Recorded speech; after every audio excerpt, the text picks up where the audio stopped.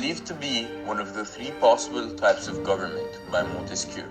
Enlightened despotism was made up of one monarch, which ruled with accordance to reason, therefore being labeled as enlightened.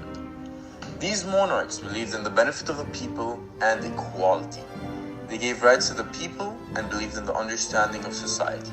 They would launch administrative reforms, tolerate religion, and help in the economic development of the nation. These despots did not do anything that would affect their rule or disrupt social order. Mary Teresa, an important enlightened despot, she was born in 13 May 1717 and died in 29 November 1780. She had massive changes to the government and reforms, such as, for example, in the government, she centralized decision-making and started taxing the nobility. So it was the first time at that time, and it was very important because nobles didn't pay taxes or paid less taxes and sometimes avoided taxes. So she started taxing the nobles, and reforms also included reforms towards law. She limited the power of the nobles and abolished torture. She tried abolishing serfdom, and there are also reforms towards the economy. She reduced the power of the guilds, and she encouraged immigration with benefits to the migrants. And she also backed up private industry instead of state industry. So, for example, private-owned businesses became more important. Like, she prioritized the private industries. And reforms also included reforms towards religion. She instituted a tax on the Catholic Church, and she gave religious freedoms for the Protestants. Military, she founded schools for military training, and for the rural life, she reduced peasant obligations towards the nobles. So nobles don't have complete power over the peasants. Also, she gave birth to one of the greatest enlightened despots, which was Joseph the Great. He ordered abolishment of serfdom and stopped serfdom. He balanced the monarchy's finances, and he granted freedom for the press. And he was very tolerant for religious equality.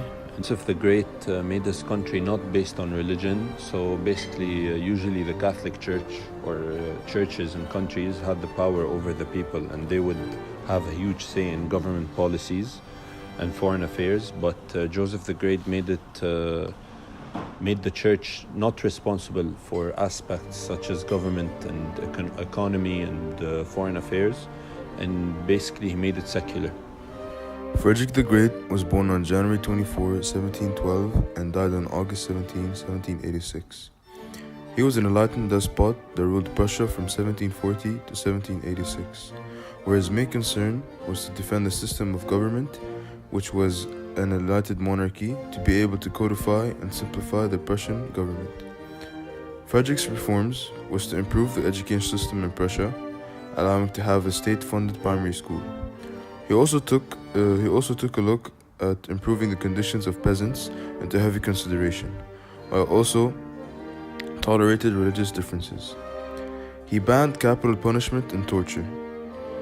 He took power from German princes and centralized power under the king, while creating Berlin and making it the capital of Prussia. His most significant accomplishments during his time included his military victories and reorganization of the Prussian army. Due to Frederick, Prussia became a major European superpower due to his extensive reforms. The Prussian army became the most coordinated and powerful in all of Europe. Religious toleration and encouraged immigration by Frederick, which was about 300,000 in total, increased the population, creating a more diverse Prussian culture. All of Frederick's reforms resulted in bettering the lives of his people.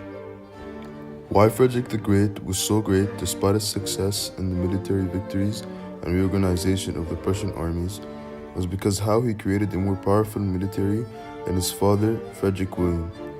Also, his patronage of the arts and the Enlightenment and his contribution to the 7-Year War. Catherine the Great was born from 1729 to 1796 in Poland. She expanded the Russian Empire and reigned from 1762 till 1796. She was impacted by the Enlightenment from various perspectives and was acquainted very well with the French Enlightenment ideas and supported many French writers. She used Enlightenment ideas to rationalize the Russian Empire she ruled and formed schools for women and also the first medical school.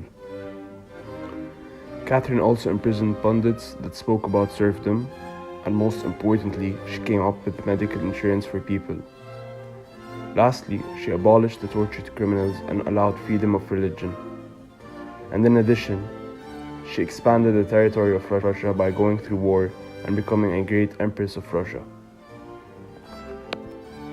Napoleon was a military leader who was glorified for his efficient military tactics, which gave him the ability to conquer much of Europe. He crowned himself Emperor of France, bringing back the monarchy after the revolution failed to set up a good government. His Enlightenment ideas proved himself to become one of the later enlightened despots. He supported the ideas of the revolution by eliminating class privileges and hereditary nobility. He believed in the freedom of speech, freedom of the press, the right for individuals to own private property, and accepted religion, thinking that it was a useful tool for social contract. His belief in education supported his position as an enlightened despot by stating that everything depended on it. More importantly, Napoleon created the Napoleonic Code, which systemized several branches of law and gave equal rights to all male citizens.